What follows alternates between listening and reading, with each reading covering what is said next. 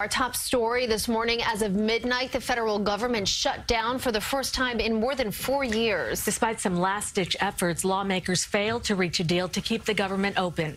CBS 2's Rena Roy is live in studio with more on what that means. Rena? Well, Cindy and Andrea, as you said, the government officially shut down at midnight on the first anniversary of President Trump's inauguration when a Senate vote to fund the government through mid-February failed.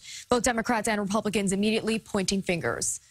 On this vote, the yeas are 50 and the nays are 49. The motion is not agreed to. It was a 2-hour vote on the Senate floor, but in the end, unsuccessful. Almost everybody on both sides doesn't understand how we ended up here. Senators blocking the House-approved legislation that would have paid federal bills through mid-February.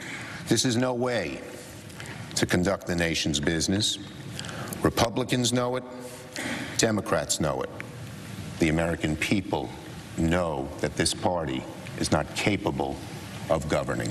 Democrats were hoping for a comprehensive spending bill and a deal to protect so-called dreamers who were brought to the U.S. illegally as children. The party wanted to ensure in the budget deal that the 700,000 of them can stay here through the DACA program, which expires in March. Republicans want that legislation to be separate and part of a stricter immigration reform. Minority Leader Chuck Schumer met with President Trump ahead of the vote to no avail. He walked away from 2 bipartisan deals, including one today in which I even put the border wall on the table. The White House has called this the Schumer shutdown.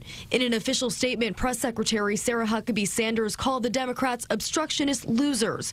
Vice President Mike Pence also blaming them while speaking to reporters. Democrats in the Senate, with a few exceptions on either side, chose to put politics ahead of our national defense, put politics ahead of meeting the obligations of our national government.